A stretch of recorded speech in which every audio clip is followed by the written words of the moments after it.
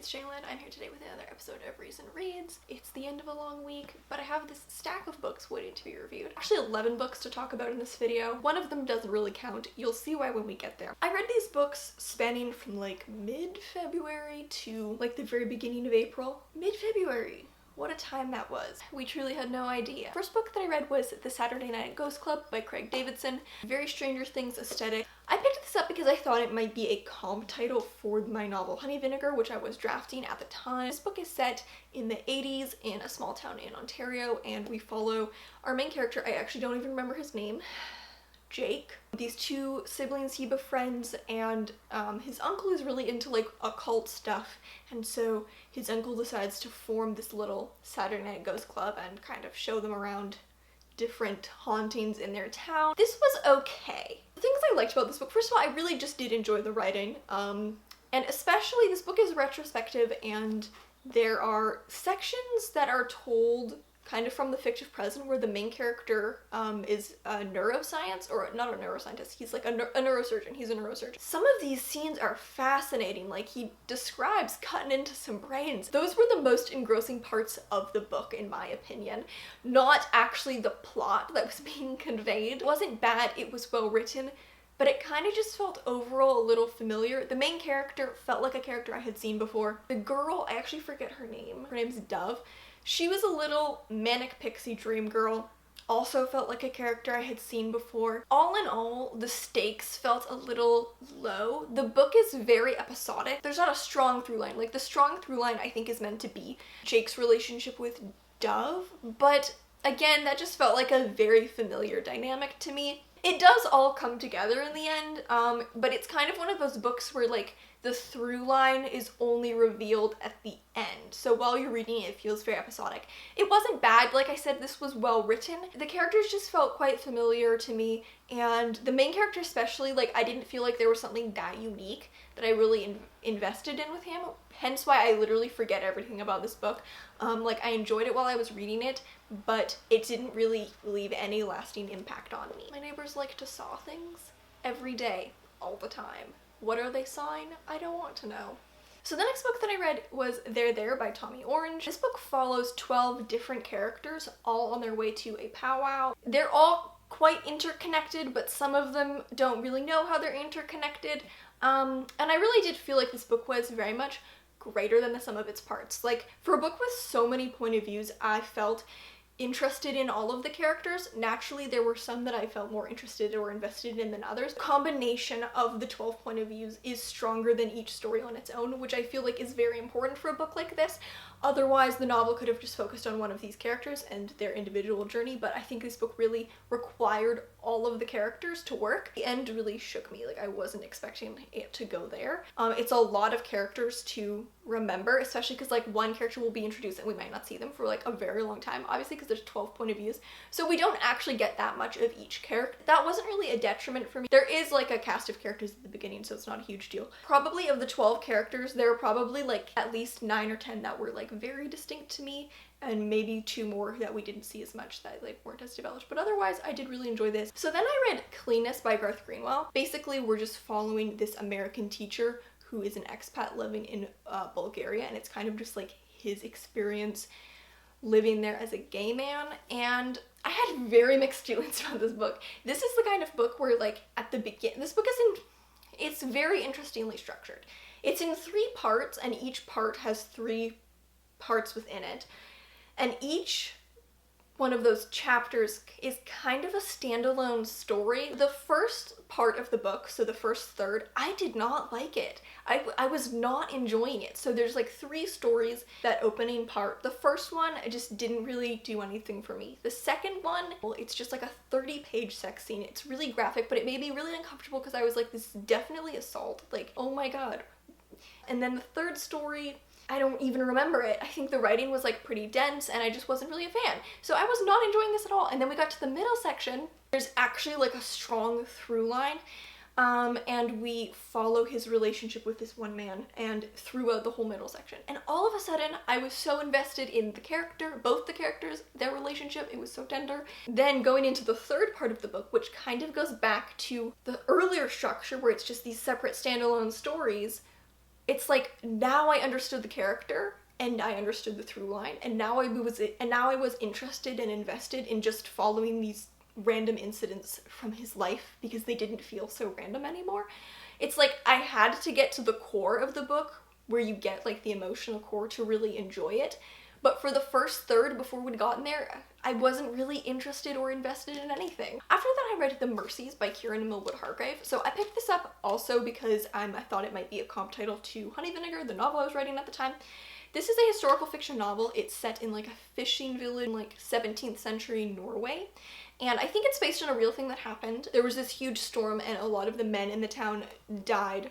They were out at sea during the storm, leaving the town basically to be populated by like almost entirely only women. The king of Norway sends like this commissioner to go check out this town.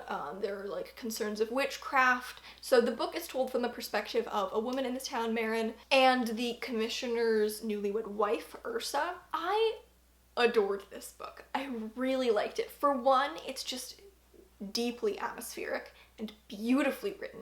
The level of detail, it's so beautiful. It's one of those books where it has like a very bleak atmosphere. The landscape is very bleak. Both of the main characters I really adored. I was really invested in both of them. I was really invested in their relationship. The connection between these two characters was very, like, it starts very subtle, but like I knew where this was going. It's just a very like rich, complex novel. I said that this book was like Burial Rites meets The Witch, if you've seen that movie.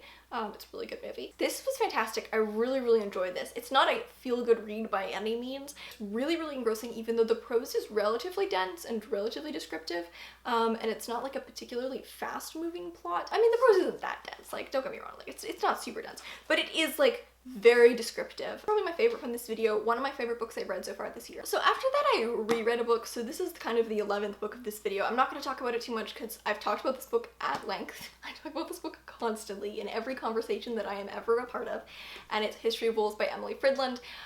This is one of my favorite novels, but I first read this book at the beginning of 2017. The first time I read this book, I was so engrossed, I just like flew through it, and I wanted to like read it a little more slowly this time. I'm not going to talk at length about this book because I have before, but I will just say that after reading this a second time, I'm convinced that it is a work of genius. I'm convinced that this is like one of the most incredible books I have ever read. Having read it a second time, I might go as far as to say that this is my favorite book. My #1 favorite book. Normally when I list my favorite books, there's like 12 of them. This might be my #1 favorite book. I can only aspire to this.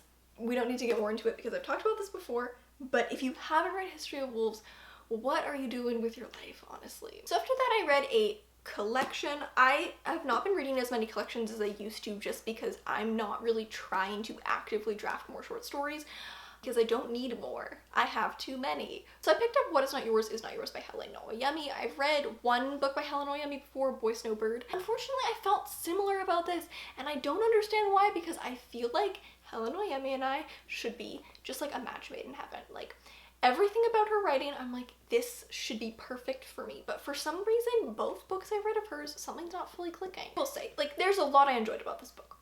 It's wonderfully creative, witty and fun and whimsical. Many of the stories kind of feel like 3 or 4 stories in one. Like, they have multiple false starts, and it's like multiple stories nested within a story, and finally we get to the core where there's like the main story.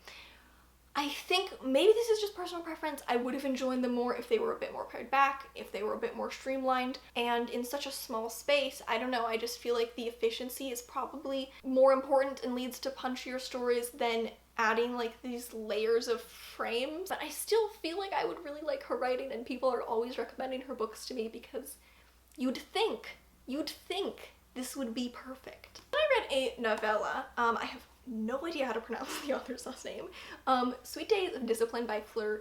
Jaeggy. The title, first of all, is very spicy. We just follow this like 14-year-old girl talking about her time in a boarding school in post-war Switzerland, her kind of obsession with this new girl who arrived. Anytime a book is like, so here's a book about girlhood, but it's a little feral and unhinged, I'm always going to be here for that. The narrator is so unhinged in this book. The blurb here, I think, says it best. Wonderful, brilliant, savage. it's kind of savage. And I love books like this. Any book that's like, this is gonna be about like a 14 or 15-year-old girl, but she's gonna be deeply unhinged and her emotions are absolutely lethal. Oh, that's my favorite thing. This is very precisely written. Like, this, probably a lesser writer, myself perhaps, would write this as a full-length novel, but the author is very precise, very delicate. Reminds me a little of History of Wolves. History of Wolves is a full-length novel, but just the way of writing being very delicate. There aren't really even any scenes. It's very internal. It's a lot of reflection, but because the main character is so interesting, and she's so sharp and a little unnerving, but very complex, it really does work. I didn't feel distant from the story, even though the story was being told in a very distant, like, kind of skimming over way. I read this just in one sitting. Fascinating main character. Really, my only nitpick is I just felt like it kind of lost steam at the end. Like, the last quarter or so of this novella, I felt didn't maintain that level of, like, sharp, perceptive, punchy structure and writing that the rest of the novella had. It just lost steam near the end, and the end didn't have the same punchiness or effect that everything leading up to it did, but I was really fascinated by the character. It's a very quick read. I'm always gonna be here for books about girlhood and obsession. So then I started picking up some books that were for some inspiration for the novel that I had just started drafting at the time, that I'm currently drafting. This book is about this woman named Tassie, and I think she's like a senior in college or a junior in college, and she ends up working as a nanny for this couple who are just about to adopt a baby. At the beginning, I was enjoying it, don't get me wrong, I enjoyed it. I felt that it was a little too clever for its own good. It's a very clever novel, very witty, in a very realistic way. However, there were just a couple of points where I felt that it was trying to be so clever. My suspension of disbelief that people would actually do some of the things that characters do, I found it a little hard to believe. Because for the most part, it's a very realistic novel. There are a few points where I think the author is just trying to be so clever that she makes the characters do things that I'm like, was just really jarred by. That was mostly in the beginning of the book. Once I kind of got past that and got into like, the plot got started, it takes a while for the plot to get started. The story doesn't really get started until they actually adopt this girl, and maybe that's like 100 pages in, maybe even more, is I felt that it was very morally complex. Many of the characters, I would say the main character and especially the woman she works for, Sarah, they're very realistic people, but their morals are not necessarily perfect all the time. And I thought that it was a very complicated, nuanced look at morality in just like an everyday regular situation. Don't necessarily do likable or good things, but the novel doesn't try to like spoon feed to you that it's bad. Like a lot of authors, when they have characters like this, try to make sure that the plot clearly like provides the proper consequences, and like, I don't know, this book just kind of was like, here are some realistic people and they do some things that maybe they shouldn't do or have some beliefs that they shouldn't. So then I read a book of poetry, The Tradition by Jericho. I looked at some poems from this book in a poetry class that I'd taken last year, and I really enjoyed them, so I wanted to pick up the whole book. He has this really interesting form that he created called the duplex that you see a lot throughout this book. It's really interesting. It's like a very seamless flow through ideas in a lot of these poems, where like, even if you're shifting from, say, a setting to a setting, or an idea to idea or image to image, it's very seamless. So the next book that I read was The Memory Police by Yoko Ogawa. I believe that this is like a relatively famous Japanese novel that was just recently translated into English. This is dystopian. It's a time to be reading dystopian, let me tell you. I often see it blurbed or described as like Orwellian. I'll be honest, I haven't read 1984, so cannot confirm nor deny. But it's very like delicate and eerie as a dystopian novel. Basically, we're set in this world where, on this island, where things keep disappearing. Once something has disappeared, people lose all memory of it, and the memory police basically come in and remove any traces of that thing. And they also will take away anyone who maintains their memories. Within that, it is a more personal story. A lot of it is just kind of day-to-day life, but under the imposition of this world. Could be personal preference, but I feel like there were a lot of missed opportunities to use this lack of memory in the actual narrative. I didn't really feel the loss. This is obviously just like an inherent logical flaw with the book. Maybe this is just something that needs to be done to make the book possible to exist. But it's like things will disappear mid-novel, but she's telling the story in past tense, so how is she telling the story?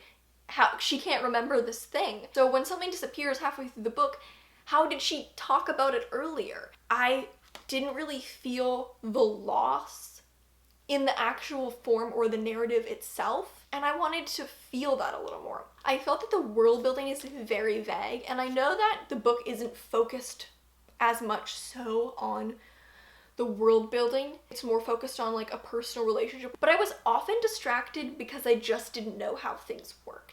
Very minimal world building. I don't necessarily want it to be heavy world building, but I just needed like a tiny bit more personally. I remember being halfway through this book and being like, I have no idea how this is going to end. Truly no idea. And the way it ended felt very right, but it was very unexpected. I didn't see the end coming, but it felt like such a powerful and correct ending for this story. So the last book I have to talk about in this video is Saltwater by Jessica Andrews. This is another book that I picked up for some inspiration for the novel I'm currently writing. This is like a vignette style novel. So there are a lot of these little vignettes. So all of the chapters are very short, like from a sentence to maybe a page, maybe a couple pages, but that's rare. So it jumps around a lot. Some of them will just be a thought, some of them will be an event, kind of out of order, but in a sense there's also a structure. I was really entranced by this at the beginning. The writing is gorgeous, and I think it's also just like really my style. Like I loved the writing, I loved the language, I loved the specificity. It was really beautiful. I feel like I was taking something away from every single one of these little vignettes. However, I started to get a little lost in the middle. I felt like I was starting to like kind of drown in the book because there are so many. The book is made up of just like hundreds of tiny little pieces. I kind of lost sense of the larger story. Sections of the book will kind of have a structure, but like it's very jumbled. It's quite a long novel for its style. I've read books with this like vignette-y style before, and they're not usually this long. And I do think that at a certain point, they started to lose their impact a little throughout the middle, especially as I was getting lost structurally. So it's like I didn't really have a sense of a larger story, not taking away as much from like the individual snippet. However, I overall did really enjoy this. I really enjoyed the emotion, I really enjoyed the detail, and I think novels in this style are very hard to do well, especially when they are this long, and this is probably one of the strongest that I've read. I did really enjoy it, and it was really just throughout the middle that, I don't know, I just kind of was drowning in how many threads there were. It was hard to like grasp how the threads were moving forward and what the forward motion of the story was, and it was a little jumbled. But I feel like I kind of got back on track, like at like the 2/3 mark. Even though it had some pitfalls, I feel like overall it was well executed, and I can't really see the story working in a different form. That is all I've got today for this video. Let me know what your favorite books that you've read recently are. I'm always looking for new recommendations, even though my TBR is like so long. So thank you guys so much for watching. If you have any questions, you can always send me an ask on Tumblr, and I'll see you in another video.